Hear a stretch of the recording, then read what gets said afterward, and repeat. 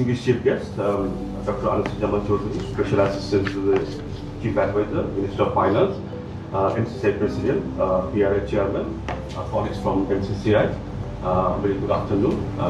আমি আমার প্রেজেন্টেশনটা বাংলায় ঠিক আছে, if you don't mind. So আপনাদের সবাইকে ধন্যবাদ, আপনারা এসেছেন, মিডিয়া থেকে এসেছেন। সো যে কোনো বাজেটের সময় যেটা হয় আপনার ঘরে যে আমরা চিন্তা করি যে বাজেটের সময় অবজেক্টিভটা কি হবে, what is the objective of the budget? যে কোনো বাজেট, যে কোনো কাজের একটা অবজেক্টিভ থাকে। তো আমাদের দিক থেকে আমরা যেটা চিন্তা করলাম যে ধরেন আমরা জানি যে 25-এ অনেক বেশি আপনার বাংলাদেশ সবসময় এক্সটার্নাল ফ্যাক্টরগুলোর উপর কন্ট্রোল নাই। Bangladesh small economy, small country হয়েছে, সো ওটা আমরা ধরে নিতে হচ্ছে। বাট ইন জেনারেল আমাদের অনেক চেঞ্জ হয়েছে, আমাদের রেজিম চেঞ্জ হয়েছে, আমাদের আপনার ইকোনমিক আর পলিটিক্যাল সেটেলমেন্টে অনেক পরিবর্তন এসেছে। সুতরাং এটা একটা নতুন শখ। এই শখটা কিন্তু আমরা মানে হঠাৎ করে এসেছি এবং আমরা এখনো আমার কাছে মনে হয় আমরা অ্যাডজাস্টমেন্ট একটা প্রসেসে আছি শখটা। সুতরাং চ্যালেঞ্জগুলো অনেক বেশি ছিল 2025 সালের ঘরে এবং সেটা রিফ্লেকশন আপনারা নাম্বারগুলো দেখতে পাবেন আপনার ঘরে। সো আমরা শুরু করি ধরেন, তাহলে আমরা কি দেখলাম ব্যালেন্স দিস ইয়ার, আমরা যদি এই বছরটা বাদ দিই, আমরা তাহলে গত 4-5 বছরে আমাদের দেখলাম আমরা তিনটা জিনিস দেখি আমাদের বাজেট প্রিপারেশনের বিষয়ে। প্রথমটা হচ্ছে যে আমরা মেইনলি ইনক্রিমেন্টাল বাজেট করি। আগের বাজেট থেকে আমরা কিছুটা অ্যাড করে দিই, ধরেন 5%, 10% অ্যাড করে আমরা একটা বাজেট করে দিই। এটা কি হয়? এটা তো হয় যেটা হচ্ছে যে আমাদের কোনো স্ট্রাকচারাল শিফট আমরা দেখি না in terms of revenue composition, in terms of expenditure, যেটা আমরা আশা করি করেন। কারণ এটাই তো আমাদের গাইডলাইন হবে না, আমরা যে আমাদের রেভিনিউ শিফট কি হচ্ছে, আমরা যে গরিবকে বেশি ট্যাক্স করছি নাকি আমরা একটা ইকুইটি অ্যাসপেক্টটা রাখছি, এই জিনিসগুলো চলে আসে আপনার ঘরে। তারপরে হচ্ছে Bangladesh is a very low mobilization country, one of the poorest in the world. আপনার সবচেয়ে বেশি কম আমরা করি। ধরেন আমরা একটু ইনক্রিজ দিয়েছি আমাদের ধরেন আমাদের বাজেটটা কত হয় জিডিপি 15-16%-এর মতো, ওয়ান অফ দ্য লোয়েস্ট। আপনি কোথাও পাবেন না এত কম বাজেটে কোনো দেশ আসলে অপারেট করে না। এবং এরপরে কি হয় আপনার ধরেন যখন আমরা এন্ড অফ দ্য ইয়ারে যাই, আমরা জুলাইতে শুরু করি but we end in June, তাই না, পরবর্তী বছরে, তখন আমরা দেখি যে আমাদের ইমপ্লিমেন্টেশন হচ্ছে কত 80%-এর মতো। So basically we end up with আপনার বাজেট অফ 13% or 12.8%-এর মতো জিডিপি আমরা করছি। এটা থেকে আমাদের বের হতে হবে।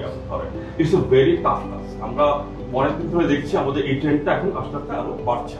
তো এটার ইম্প্যাক্ট আছে, ইনভেস্টমেন্ট ইম্প্যাক্ট হয়, গ্রোথ ইম্প্যাক্ট হয় এবং আলটিমেট ইম্প্যাক্ট হয়। কিন্তু পজিটিভ দিকটা হচ্ছে আপনার ধরেন এখন আমরা দেখি যে ফিসক্যাল এন্ড মনিটারি পলিসির মধ্যে একটা ভালো কোঅর্ডিনেশন হচ্ছে। এই কোঅর্ডিনেশনটা আরো স্ট্রং হওয়া দরকার, যেটা আপনার বেটার ইনফ্লেশন ম্যানেজমেন্ট এবং ম্যাক্রো স্ট্যাবিলিটিতে হেল্প করে। আচ্ছা, আমরা আগে বলেছি ইকোনমি ট্রেমেন্ডাস স্ট্রেসের মধ্যে ছিল। আমরা জানি ইনফ্লেশন ভেরি স্টাবন, বাংলাদেশে ইনফ্লেশন কমছে না কোনো কারণে। গ্লোবালি আমরা দেখেছি ইনফ্লেশনে অনেক কমে গেছে সব জায়গায় আছে, কিন্তু বাংলাদেশে এখন ইনফ্লেশন 10-9%-এর দিকে আছে। আপনার এটা বাংলাদেশ ব্যাংক আনছে এটা কমিয়ে 6 বা 6.5-এর মধ্যে আনতে। সো আমরা দেখতে হবে যে এটা আসে কিনা। আপনার রাজবাই বলেছে আমাদের ইনভেস্টমেন্টে কিছুটা আপনার এখনো ভালো ফিগার 29.4, খারাপ না, বাট স্ট্রেস আছে ইনভেস্টমেন্ট আসলে আমরা আরো কমবে কিনা বা এই বছর আমরা ইনভেস্ট কত বাড়াতে পারি বা স্টেবল রাখতে পারি কিনা। আমাদের ফরেন এক্সচেঞ্জ স্লাইড হচ্ছিল, আপনারা জানেন যে এটা অ্যারেস্ট করাটা খুব দরকার ছিল। আমাদের কাছে মনে হয় যে অ্যারেস্টেড হয়ে গেছে, বাট আমরা এখনো আগের জায়গায় পৌঁছতে পারিনি। এখন আমরা 21 বিলিয়নের মতন আমাদের ফরেন রিজার্ভ আছে এবং এটা যেটা হয় আপনার এক্সচেঞ্জের উপর একটা প্রেশার পড়ে। আপনারা দেখবেন যে এক্সচেঞ্জেরটা প্রবন্ধে বেড়েছে আপনার গত এক বছরে, 1.5 বছরে। এখন মোটামুটি একটা স্ট্যাবল থেকে এসেছে, আমরা 122 মতো পাচ্ছি। বাট আমার কাছে এখনো মনে হয় যে ধরেন আমরা এখনো মার্কেটের উপর ছেড়ে দিই, এখনো ইট ইজ মোর কন্ট্রোল একটা আপনার অ্যাডমিনিস্ট্রেট এক্সচেঞ্জের মধ্যে আমরা আছি। আচ্ছা, এই বিষয়টা ধরেন আমরা যদি জুলাইয়ের এটা দেখি, আপনার মানে স্পিরিটটা দেখি, জুলাইয়ের স্পিরিটটা ছিল কি যে বৈষম্য, আমাদের অনেক বৈষম্য আছে, বিভিন্ন খাতে বৈষম্য আছে। আমরা দেখি যে আমাদের ধরেন গ্রোথের যে ইম্প্যাক্টটা আমরা দেখেছি, পভার্টি কিন্তু বাংলাদেশে কমেছে। আপনি ধরেন এই লালটা হচ্ছে আমাদের পভার্টি লাইন আর সবুজটা হচ্ছে গ্রোথ। তো গ্রোথ আর পভার্টির মধ্যে আমরা একটা পজিটিভ সম্পর্ক আমরা ভালো করেছি, পভার্টি অনেক কমেছে আমাদের হিসাব অনুযায়ী। কিন্তু ডান দিকে ফিগারটা যদি দেখেন আপনি, সেটা কি বলছে? আপনার বলছে যে আমি যদি আমার বাঁ দিকের ফিগারটা হচ্ছে আমাদের 4%, এটা 16 সালের হিসাব, 22 আমরা করতে পারি না এখনো, বেশ সময় লাগে এই কাজটা করতে, আপনার গ্রাফটা বানাতে। দেখাচ্ছে যে আমাদের যে এই জায়গায় যারা আছে আপনার very close two poverty line, তার মানে হচ্ছে কি যে অল্প শখে আমরা কিন্তু আবার ক্লোজ হয়ে যাবো। সো আমরা বেসিক্যালি কি করি, আমাদের স্টোরিটা হচ্ছে ইন অ্যান্ড আউট। সো অনেক ফ্যামিলি আছে যারা কখনো পোর কখনো নন পোর, আপনার এটা হচ্ছে একটু শখে। আপনি দেখেন এখান থেকে যদি আমরা 25% শখ হয়, আমাদের পভার্টি 16 সালে ছিল 24.3, এটা বেড়ে হবে 52%, আমাদের দ্বিগুণ হয়ে যাবে আপনার পভার্টি। এবং ওয়ার্ল্ড ব্যাংকও কিন্তু ইদানিং একটা রিপোর্ট করেছে, সেখানে বলছে যে আমাদের 2022-এ আমাদের পভার্টি ছিল 18.7%, এটা বেড়ে এখন তারা বলছে 23%-এর মতো হয়ে গেছে, মানে 4 পার্সেন্টেজ পয়েন্ট আপনার জাম্প করেছে পভার্টিতে। আপনার 30 মিলিয়ন পিপল এক্সট্রিম পভার্টি চলে গেছে। আবার এক্সট্রিম পভার্টি আমাদের 2022-এ ছিল 5.7%-এর মতো, এটা বেড়ে 9.3%-এর মতো। তার মানে হচ্ছে কি আমাদের ধরেন আমাদের গ্রোথের যে বেনিফিটটা সেটা কি ইকুয়ালি হচ্ছে কিনা, বা কতটুকু আমাদের বটম 40, সবাই বলে bottom, this is the problem of bottom 40%। ধরেন টপ 60% মোটামুটি সবগুলো অ্যাবজর্ব করে ফেলে, but what about the bottom 40%? Globally আপনি দেখবেন মালয়েশিয়া তো তাদের পলিসিতে দেখি আমি ওরা বটম 40% নিয়ে খুব আপনার ওয়ারিড, আপনার not so much of you. আরেকটা দিন দেখেন ইনইকুয়ালিটি অন দ্য রাইস, এটা কিন্তু আমাদের যেটা আমরা বলেছি জুলাইয়ের একটা রিফ্লেকশন ছিল, পরবর্তী সময় যে হবে না আমরা কিন্তু আমরা গ্যারান্টি নাই। সো আমাদের ইকোনমিক সেটেলমেন্ট গুলা, পলিটিক্যাল সেটেলমেন্ট গুলা খুব কেয়ারফুলি চিন্তা করতে হয় পরবর্তী গভর্নমেন্টে, যে আমরা আসলে কিভাবে আমাদের সেটেলমেন্ট গুলা সেট করবো। আপনি সেখানে বাজেটটাও খুব গুরুত্বপূর্ণ ভূমিকা পালন করে। আপনারা দেখবেন যে আমরা জানি এটা আমি মনে করি যে এই ফিগার গুলা আন্ডার এস্টিমেট, কারণ আমাদের কাছে লোকজন বুঝতে পারবে যারা আপনার টপ 20%, তাদের কাছে কখনো বিবিএস পৌঁছায় না। আমরা কখনো তথ্য দেই না যে আমার ইনকাম কত, আমার এক্সপেন্ডিচার কত। এটা কিন্তু গ্লোবালি আপনার স্বীকৃত, হ্যাঁ, এটা আমরা জানি। যে তার মানে হচ্ছে কি আমরা একটা ছোট স্যাম্পল দিয়ে এগুলো করি।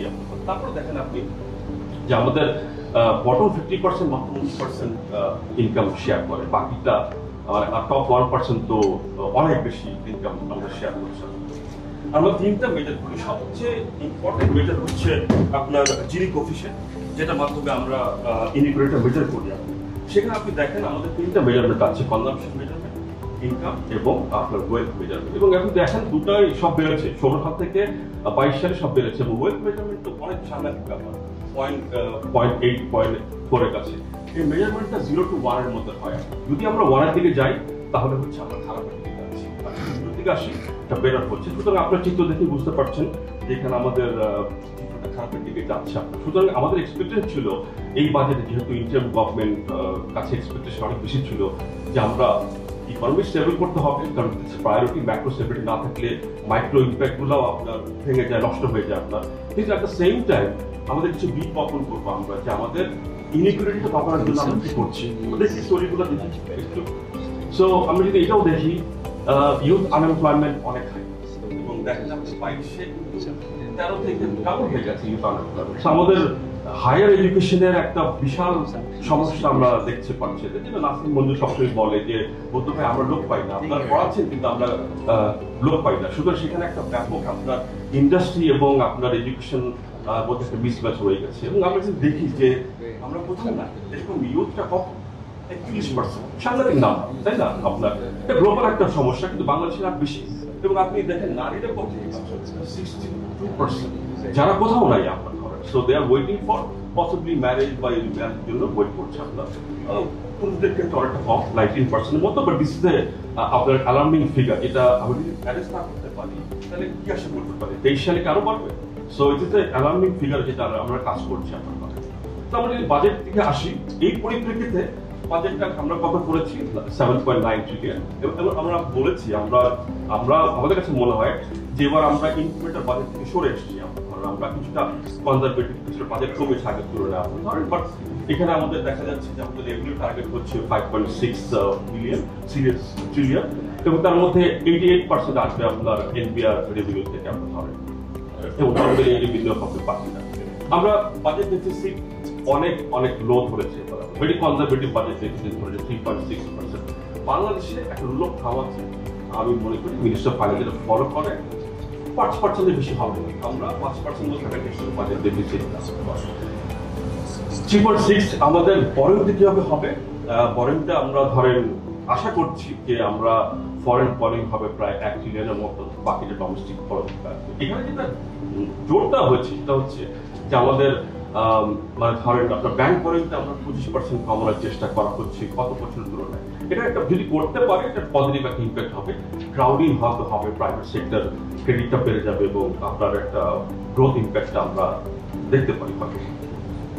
আচ্ছা, কিন্তু আমরা শুরু করছি একটা ভেরি অপটিমিস্টিক রেভিনিউ গ্রোথ।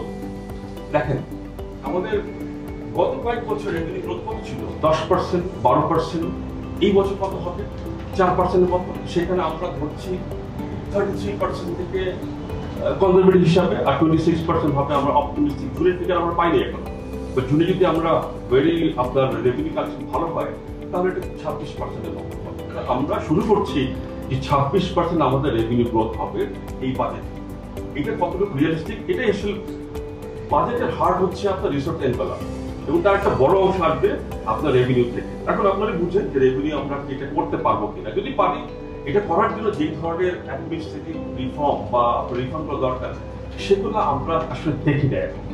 ইন্ডিয়ার আমি মনে করি সেকেন্ড সেক্টর আচরণ হয়তো কিছু বলতে পারবেন, বাট এই জায়গায় কিন্তু মেজর আমাদের কাজ করতে হবে। আমরা সবসময় বলে এসেছি পিআরআই থেকে যে কোথায় কোথায় কাজ করতে হবে, আপনার ভ্যাট সিস্টেমে করতে হবে, ইনকাম ট্যাক্সে করতে হবে, সেই জায়গাগুলো আবার রিপিটেশন হওয়া দরকার।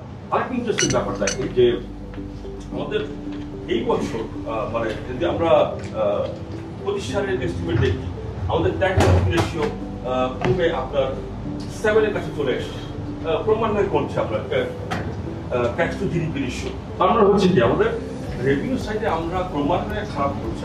এই পরিপ্রেক্ষিতে আমরা এবার ধরলাম আমাদের রেভিনিউ হবে 8.3% জিডিপি। হলে ভালো, আমরা আশা করি এটা হবে, হ্যাঁ, কিন্তু না হলে তার ইমপ্লিকেশনটা আমরা দেখাবো আপনাদেরকে। আরেকটা জিনিস আপনারা দেখেন যে আমাদের রেভিনিউ কম্পোজিশন যেটা বলি আমরা, 10% আসে আমাদের নন ট্যাক্স রেভিনিউ থেকে, বাকি 90% হচ্ছে আমাদের ট্যাক্স রেভিনিউ। এর মধ্যে ডিরেক্ট ট্যাক্সের শেয়ারটা ওই 60-এর জায়গায়, ডিরেক্ট ট্যাক্সের শেয়ারটা 30-এর জায়গায় ঘোরাফেরা করছে, এবং আপনার বাকিটা কোথেকে আসছে? ইনডাইরেক্ট ট্যাক্স, ট্রেড ট্যাক্স বলেন বা ডোমেস্টিক ভ্যাট বলেন, সেখান থেকে আসছে। এখানেও কিন্তু ইন্টার নিজেই বলেছে তারা এইটা চেঞ্জ করতে চাচ্ছে, এবং তাদের একটা মিডিয়াম টার্ম পলিসি আছে আপনার যে মাধ্যমে চেঞ্জ করতে চাচ্ছে, সেটা ইন্ডিয়াকে গ্র্যাজুয়ালি এখান থেকে শিফট করতে হবে। আপনার ধরেন এখান থেকে ট্রেড ট্যাক্স কমাতে হবে, আমরা জানি সেটাকে আপনার আমাদের ইনকাম ট্যাক্স, কর্পোরেট ট্যাক্স এবং ভ্যাটের মাধ্যমে রিপ্লেস করতে হবে। সেটা এখানেও বড় একটা চ্যালেঞ্জ হয়ে গেছে আপনার। সো আমি যদি দেখি বাংলাদেশের তো অনেক সমস্যা আছে। এই গ্রাফটা অনেকে হয়তো দেখেন না আপনারা, আমরা একটু দেওয়ার চেষ্টা করছি যে বাংলাদেশের রেট কিন্তু হাই।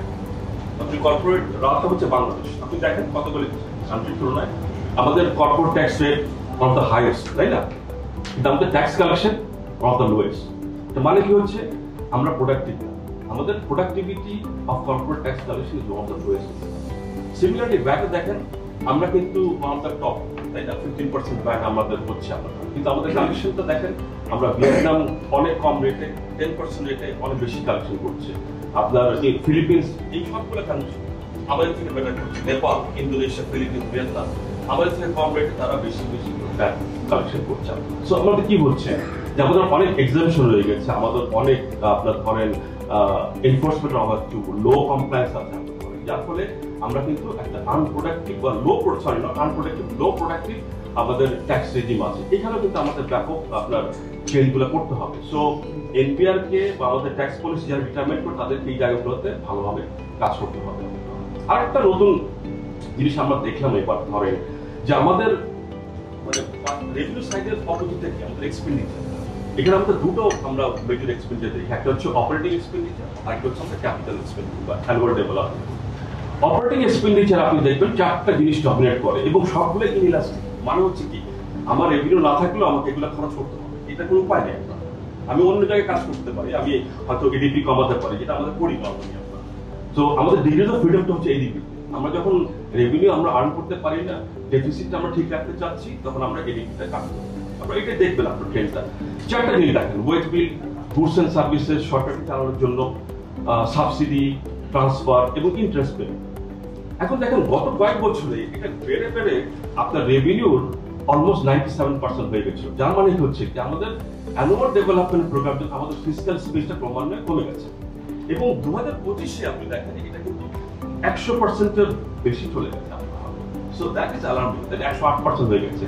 তারপরে আমি কি করছি, আমার অপারেটিং এক্সপেন্ডিচার আমি ঋণ করে করছি, তাই না? সো ধরেন এই অবস্থা হচ্ছে যে এটা একটা অ্যালার্মিং সিচুয়েশন এবং এটার ইয়েটা কি হবে, ইমপ্লিকেশনটা কি হবে? ইমপ্লিকেশনটা আপনি ধরেন আবার বাজেট 26-এ ওরা বলছে আপনারা করতে চাচ্ছে যে এখানে আমাদের ফিসক্যাল স্পেসটা বেড়ে 13% মতো হবে, রেভিনিউ ফিসক্যাল স্পেসটা। এখানে আমাদের 3% ছিল আগে 2 বছর 23-24-এ, এবছর কমে 8% কমে গেছে। সেটা এখন আমরা যদি দেখি আমাদের ফিসক্যাল স্পেসের অবস্থাটা দেখেন, ফিসক্যাল স্পেসটা 3% ছিল, এইটা এই বছর -8%। আমরা আশা করছি 13% মতো হবে। আমরা অপটিমিস্টিক, আমরা আশা করি গভর্নমেন্ট সাকসেসফুল হবে। এটা নির্ভর করবে এনবিআর কি পরিমাণ রেভিনিউ আর্ন করতে পারে। যদি আর্ন করতে পারে এটা কিন্তু অনেক কমে যাবে এবং এটা ইমপ্লিকেশন তো আমরা দেখাবো কোথায় হতে পারে আপনি ধরেন। সো অ্যানুয়াল ডেভেলপমেন্ট প্রোগ্রাম, আমরা মনে করি যে বাংলাদেশের অ্যানুয়াল ডেভেলপমেন্ট প্রোগ্রাম হ্যাঁ অনেক আমরা জানি যে গত কয়েক বছরে অনেক প্ল্যানিং হয়েছে, অনেক ইনফ্লেটেড অ্যানুয়াল ডেভেলপমেন্ট প্রোগ্রাম আমরা করেছি, আপনার পলিটিক্যালি মোটিভেটেড প্রজেক্ট ছিল, সেগুলো কাটছাট করেছে গভর্নমেন্ট। সেটা ভালো, আমাদের কাছে মনে হয় ভালো উদ্যোগ। কিন্তু আপনার এবং সেই কারণে আপনি দেখবেন যে 25-এ আমাদের আরেকটা জিনিস হচ্ছে আমরা এডিপি করি কিন্তু ইমপ্লিমেন্ট করি কত 60%-এর কম। রিয়েলিস্টিক্যালি আমরা কখনোই কিন্তু 60% বেশি করতে পারিনি গত কয়েক বছর ধরে। এবং লাস্ট ইয়ারে এটা কমে 41% হয়ে গেল, 49 আগের বছর ছিল, আমরা 8% পয়েন্ট বা 9% পয়েন্ট কমে গেছে। এবার আমরা এডিপি সাইজ করছি জিডিপির আকারে 3.7%, রিলেটিভলি কনজারভেটিভ। এবং আমরা মনে করি এখানেও গভর্নমেন্ট বলেছে যে অনেক প্রকল্প বাদ দিচ্ছে আপনি যেটা পলিটিক্যাল ইয়েগুলো, এবং এটা আমার কাছে কিছুটা সিনক্রোনাইজেশন হচ্ছে ইনফ্লেশনটাকে কমানোর জন্য, স্টেবিলাইজেশন পলিসিটাকে আনার জন্য। আচ্ছা, মোটামুটি ভাবে আমরা জানি যে বড় সেক্টরগুলোই কিন্তু এডিপির পয়সাগুলো নিয়ে নেয়, ফান্ডিংগুলো নিয়ে নেয়, এবং সেখানে আমরা দেখি যে লোকাল গভর্নমেন্ট রোড ট্রান্সপোর্ট এখনো হাইস্ট হবে, বাট আমরা পাওয়ার ডিভিশন এবং রেলওয়েতে বেশ কমে যাবে। আপনার সেকেন্ডারি ও হায়ার এডুকেশন কিছুটা বাড়বে, 20 বিলিয়নের মতো বাড়বে। এবং এডিপি ফাইন্যান্সিং যদি দেখি আমরা এখন আশা করছি যে 58% ফাইন্যান্সিং হবে ফরেন সোর্স থেকে, বাকি 28% হবে ডোমেস্টিক রেভিনিউ থেকে, আমাদের ফিসক্যাল স্পেস থেকে, এবং বাকি 14% হবে আমাদের ব্যাংক বরোইং থেকে বা ডোমেস্টিক বরোইং থেকে। তো এখানে আমাদের একটা আছে যোগ, তাহলে প্রথমেই আমাদের হচ্ছে কি যদি আমরা রেভিনিউ না আসে তাহলে কিন্তু ওই 28% আমরা ফাইন্যান্স করতে পারবো, তখন কিন্তু ফাইন্যান্সিং চিত্রটা কিন্তু ডিফারেন্ট হয়ে যাবে। আমরা যদি 3.7% এডিপি রাখতে চাই এবং আমার রেভিনিউ যদি আমার কাঙ্ক্ষিত গ্রোথ না হয় তাহলে কিন্তু আমার এই চিত্রটা চেঞ্জ হয়ে যাবে। দেখা যাবে যে আমাদের বরোইংটা আবার বেড়ে যাবে, যেটা আমরা 25% কম আশা করছি এই বছর ব্যাংক বোর্ডিং গত বছর ধরে, সেটা কিন্তু চেঞ্জ হয়ে যাবে। হেলথ এবং এডুকেশনে আমার কাছে মনে হয় যে মোটামুটি ভাবে 10% দিয়েছে, নট ব্যাড, আমরা মনে করি যে ভালো দিকে আছে। সো এটা হচ্ছে বড় 10টা সেক্টরের চিত্র আপনার হয়। বাজেট ডেফিসিট আমরা আগেও বলেছি 3.6% মতো বলছে, বাট এটা নির্ভর করবে আপনি ধরেন যে আমাদের রেভিনিউ পারফরমেন্সের উপর অনেকটাই নির্ভর করবে আপনি ধরেন। আচ্ছা, এই জিনিসটা একটা দেখেন আপনারা, আমরা এনবিআর নর্মালি করে না, 21 সালে একটা করেছে এনবিআর। এটা হচ্ছে বাংলাদেশের ট্যাক্স এক্সপেন্ডিচার ছিল, ইটস এ ফরগন ট্যাক্স। কি হচ্ছে এক্সপেন্ডিচার হচ্ছে আপনি অনেক ধরনের এক্সক্লুশন, ডেফারেল এগুলো দিতে পারেন না, এবং এটা এনবিআর একটা রেস্ট্রিকশন এনবিআর। এবং এটা হচ্ছে আমাদের একটা ডেটাবেস আছে গ্লোবাল, আপনার যেটা বলা হয় ট্যাক্স এক্সপেন্ডিচার ডেটাবেস, এটা তো 90টা কান্ট্রির ডাটা আছে। এখানে যদি দেখেন ওরা ক্যাটাগরি করেছে লো ইনকাম কান্ট্রিতে এক্সপেন্ডিচার অ্যাভারেজ হচ্ছে 2.8% ট্যাক্স এক্সপেন্ডিচার, যেটা আমরা ফরগন এক্সপেন্ডিচার আমরা দিয়ে দিচ্ছি লোককে, ধরো বিভিন্ন ভাবে যে অ্যাপ্লিকেশন করতে না করলেও বলছে তুমি এটা ইয়ে করে তুমি পাচ্ছ। পলিটিক্যাল হতে পারে, আপনার কিছুটা হয়তো আপনার দরকার আছে আপনার ট্যাক্স প্রজেক্টের জন্য হয়, ফরেন প্রজেক্টের জন্য। এটা শুধুমাত্র বাংলাদেশে দেখেন আমরা কোথায় হচ্ছে 3.6% ডিরেক্ট ট্যাক্স, শুধুমাত্র ইনডাইরেক্ট ট্যাক্স ব্যাক এবং ইনকাম ট্যাক্স বাদ। তাহলে এখানে দেখেন আমাদের কাছে মনে হচ্ছে প্যারাডক্স, যেখানে আমাদের ট্যাক্স জিডিপি রেশিও 7% জিডিপি, সেখানে আমরা 4% আমরা ট্যাক্স এক্সপেন্ডিচার দিচ্ছি। তার মানে হচ্ছে কি যে আমরা, এবং এই ডিসকাশনটা আমাদের জানা মতে শুধু এনবিআর আছে, এনবিআর চেয়ারম্যান এনবিআর মেম্বাররাই। তাহলে কি হচ্ছে যে এই 4% ডিসিশন কিন্তু এনবিআর দিচ্ছে, এটা কিন্তু পার্লামেন্টের বাইরে, মিনিস্ট্রি বা ক্যাবিনেটের বাইরে হচ্ছে। এখানে কিন্তু একটা কুইক গেইন করার একটা সুযোগ ছিল। আমরা মনে করি এখানে আইএমএফ এটা বলেছে আপনার ধরেন যে এখানে কুইক গেইন করার একটা সুযোগ ছিল, বাট আমরা পসিবলি আমরা বলছি আমাদের বাজেটে ফেজ আউট করবো, but possibly we missed out. এটা একটা মিসড অপরচুনিটি আমাদের কাছে মনে হয়। ধরেন বাজেটটাকে রিব্যালেন্সিং করার একটা বড় সুযোগ ছিল এখানে, যদি আমরা কিছুটা ক্যাপ করতে পারতাম যে আমরা 1% বেশি দিব জিডিপি যে আমাদের এক্সপেন্স, এবং এটা স্ক্রুটিনি হবে একটা কমিটির মাধ্যমে করা হবে, যেটা আইএমএফ এর রিকমেন্ডেশন আপনারা বলেছে ওরা। আচ্ছা, আমি আমার কিছু সময় কম, আমি আর বেশি যাবো না। অনেকগুলো নিউ মেজার্স হয়েছে আপনার ইনকাম ট্যাক্স মেজার্স, কিছুটা আছে রেটে, কিছুটা আছে স্ল্যাবে, কিছুটা আছে আপনার কমপ্লায়েন্সের ক্ষেত্রে এবং এর ক্ষেত্রে। সিমিলারলি ভ্যাটও আমরা দেখেছি বেশ কিছু নতুন মেজার্স এসছে, কিছুটা হচ্ছে রেট চেঞ্জ হবে কিছু কিছু সেক্টরে এবং কিছু কিছু আপনার কমপ্লায়েন্স এবং আপনার রিটার্ন সাবমিশনের ব্যাপারে কিছু আছে। কিছু জায়গায় আমাদের কাছে মনে হচ্ছে ভালো উদ্যোগ হয়েছে আপনার ধরেন, এবং এগুলো যদি এনফোর্স করতে পারে তাহলে আমাদের কাছে মনে হয় যে এটা রিটার্ন সাবমিশন বা ট্যাক্স দেওয়ার যে প্রবণতা সেটা বাড়বে আপনার ঘরে। আমরা অ্যাডভান্স ট্যাক্সের ক্ষেত্রেও বেশ কিছু পরিবর্তন আমরা দেখেছি আপনার ধরেন, কিছু জায়গায় বেড়েছে, কিছু জায়গায় কমেছে আপনার, এবং ওভারঅল ইম্প্যাক্ট আমরা এখনো অ্যানালাইজ করতে পারিনি, বিকজ এটা অনেক সময় লাগে করার জন্য। বাট আমরা মনে করি আপনার ইম্প্যাক্টটা হয়তো পজিটিভ সাইডে যাবে আমাদের কাছে মনে হয়। আমরা এটাও দেখেছি যে এগ্রিকালচার সাবসিডি কিছুটা বেড়েছে আপনার। এগ্রিকালচার সাবসিডি বেসিক্যালি আমরা মনে করি যে এটা প্রোভোর, কিছুটা হলো প্রোভোর সেক্টর, সেখানে fertilizer subsidy, rehabilitation programme, food programme যেটা আছে ওএমএস, তারপরে ভিজিএফ প্রোগ্রামের জন্য ওয়ার হাউস এক্সপ্যানশন এবং কিছুটা স্কুল ফিডিং প্রোগ্রামেও টাকা যাবে আপনার এখান থেকে। সুতরাং এই সাবসিডিটা মোটামুটি জাস্টিফাইড এবং আমার কাছে মনে হয় যে এটা গরিবদের জন্য ভালো হবে। আচ্ছা, আমরা যাবো না, আমরা দেখেছি যে মনে করি যে 10টা সেক্টর ব্যাট সিডি এইসব চেঞ্জে পজিটিভ রিলেটেড, বাট 4টা সেক্টর আমাদের মনে হয় যে কিছুটা নেগলেক্টেড। টেক্সটাইল, কনস্ট্রাকশন, টোবাকো এবং স্টিল। এর মধ্যে টোবাকো আমরা ধরতে পারি নট এ ম্যারিড সেক্টর, ওইভাবে আমরা এটা ক্লাসিফাই করি, বাট কনস্ট্রাকশন, টেক্সটাইল এবং স্টিলের ক্ষেত্রে আমাদের হয়তো থিঙ্কিং করার সুযোগ থাকতে পারে। আচ্ছা, এবার যদি আমরা আসি যে আমাদের ব্যবসা থেকে সরে আসছে, এডুকেশন আমাদের খরচ বৃদ্ধি করতে আমরা বাজেট কত 2% কম আসলে আমাদের জিডিপি, এবং এটা হিস্টোরিক্যাল হয়ে আসছে। আমরা বেরোতে পারছি না এখান থেকে। এটা একটা।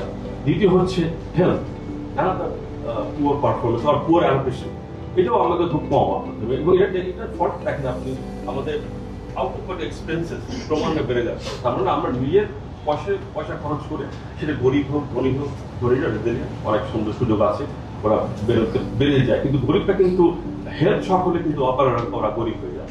একটা হেলথ শকে আপনার পরিবার পুরোপুরি আপনার মানে নন পোর থেকে একদম পোর হয়ে যাচ্ছে। সুতরাং এখানে কিন্তু Bangladesh has to find out a new model, যে আমরা কিভাবে কি করবো, আমরা ইউনিভার্সাল হেলথ ইন্স্যুরেন্স করবো আমরা, নাকি আমাদের পাবলিক সেক্টর এটা কাভারেজটা বাড়াতে হবে, এফিসিয়েন্সি বাড়াতে হবে এবং অ্যাক্সেসিবিলিটি বাড়াতে হবে, সেটা আমাদেরকে চিন্তা করতে হবে। আচ্ছা, আরেকটা জিনিস আমরা মনে করি যেটা গরিবদেরকে সরাসরি হেল্প করে বা যারা ভার্নারেবল তাদেরকে সরাসরি হেল্প করে, যে সোশ্যাল প্রোটেকশন। বাংলাদেশের সোশ্যাল প্রোটেকশন নিয়ে বেশ কিছু কাজ আমরাও করেছি। 2015 সালে ন্যাশনাল সোশ্যাল সিকিউরিটি স্ট্র্যাটেজি করেছি, সেখানে আমরা 10 বছরের একটা প্রোগ্রাম করেছিলাম। আপনি দেখেন এখানে ডেফিনেশন অনেক সমস্যা আছে। সো আমরা যদি লুজ ডেফিনেশন ধরি তাহলে আমরা 1.9 এর মতো বা ক্লোজ টু 1.8 এর মতো আমরা দিচ্ছি, সোশ্যাল প্রোটেকশন অ্যালোকেট করছি। আমরা যদি খুব স্ট্রিক্ট ডেফিনেশন ধরি যে এটা ডিরেক্ট ট্রান্সফার টু আপনার পুয়ার ফ্যামিলি বা বেনিফিশিয়ারি, তাহলে এটা কমে এখন 0.7 এর মতো হয়ে গেছে।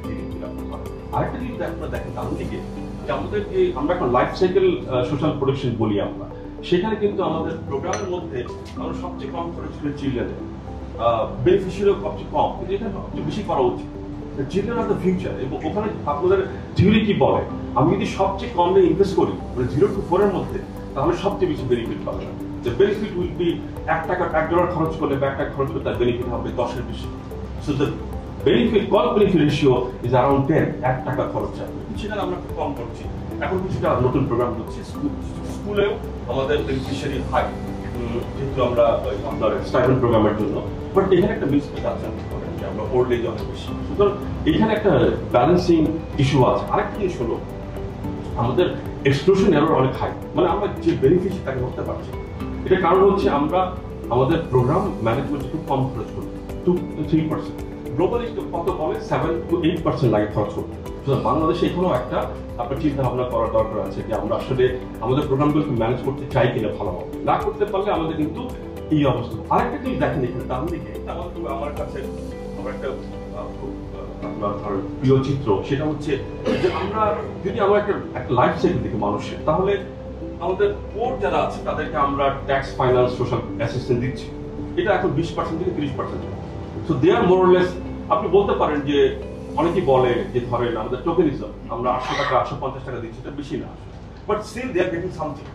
এবং আমরা যারা ধনী মোটামুটি হয় তাদের সোশ্যাল ইন্স্যুরেন্স আছে, আপনার পেনশন পাচ্ছে, বা ওদের রেজিলেন্স আছে, সেভিংস আছে অনেক। সো অ্যারাউন্ড 30 to 50% মানুষ প্রোটেক্টেড।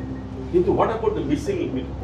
এই মিসিং মিডল কিন্তু আমরা দেখেছি কোভিডের সময় কিভাবে তাদের সমস্যা হয়েছে। They can't go to open market operation. এদের জন্য যেটা দরকার বাংলাদেশে, we need a 4th generation social protection. সেখানে আমাদের সোশ্যাল ইন্স্যুরেন্স যেটা বলি আমরা, সেটাকে স্ট্রং করতে হবে। সব গভর্নমেন্ট শুরু করেছে পেনশন, বাট এটাকে অন্য জায়গায় ছেড়ে নিতে হবে। আপনার ধরেন এফেক্টিভ করতে হবে পেনশন ইয়েটাকে, এবং আপনার ইন্স্যুরেন্স গুলোকেও আনতে হবে। এবং এখানে আমাদের এমপ্লয়মেন্ট প্রোগ্রাম গুলোকেও আপনার এমপ্লয়মেন্টের মাধ্যমে কিন্তু সোশ্যাল প্রোটেকশন দিচ্ছে বিভিন্ন জায়গায়, সেটাও আমাদের আনতে হবে এখন। সো আমরা শেষ করবো শেষের দিকে আমি প্রায় যে আমরা মনে করি এখানে কিছু মিসড অপরচুনিটি আছে। সোশ্যাল প্রোটেকশনের বেশ কিছু নতুন উদ্যোগ তারা গভর্নমেন্ট নিয়েছে। আপনার ধরেন যেমন আপনার বাজেটটা বেড়েছে 1.9% মতন, 1 মিলিয়ন অ্যাডিশনাল বেনিফিট ইনক্লুডেড হবে। আপনার কিছু কিছু ক্ষেত্রে আমরা মনে করি যে ওএমএস এর টাকা বেড়েছে। আপনার ধরেন ক্যাশ অ্যাসিস্ট্যান্স 3টা প্রোগ্রামে 50 টাকা থেকে 100 টাকা বেড়েছে। এগুলো অলরেডি উইডো অ্যালাউন্স এবং মাদার এন্ড চাইল্ড বেনিফিট প্রোগ্রামে আছে। কিন্তু মাদার এন্ড চাইল্ড বেনিফিট প্রোগ্রামে গভর্নমেন্টের আপনার টার্গেট ছিল 2026-এ 6 বিলিয়ন কভার করতে, কিন্তু এখন আমরা 1.7 বিলিয়নের মধ্যে আছি। সুতরাং there is a big gap. এবং সেখানে ছিল যে 800 টাকা থেকে বেড়ে এটাকে 2000 টাকা নিতে হবে, সেটাও আমরা করতে পারিনি। 850 টাকার মতো এখন আছে আপনার। তো ওইখানে একটা বড় আপনার কাজ করার সুযোগ আছে, এবং আমাদের ওই জায়গায় ছাড়টা দিতে হবে। আপনার চিলড্রেনদেরকে আমাদেরকে প্রপারলি আপনাকে সোশ্যাল প্রোটেকশনে আনতে হবে। আমরা আগেও বলেছি যে বাংলাদেশে অনেক বেশি আপনার স্কিম আছে, 140টা মতো ছিল, কমিয়ে আপনার আমরা স্ট্র্যাটেজিতে বলেছি 10টা স্কিম হলে ম্যানেজিং বেটার হয়, কোঅর্ডিনেশন বেটার হয়। এই বছর বলছে যে 40টা মতো ফেজ আউট হবে, which is good. On health and education আমরা খুব বেশি আশান্বিত করি, খুব বেশি পারে না। সেখানে আমার মনে হয় যে রিথিঙ্কিং করার সুযোগ আছে, যেহেতু আমরা দেখছি যে আমাদের ধরেন যে আপনার হেলথ এবং এডুকেশনে দিলে বাজেট দিলে এটা গরিব বেঁধে যাওয়ার সম্ভাবনা খুব বেশি। আমি এখানে শেষ করবো। Thank you so much.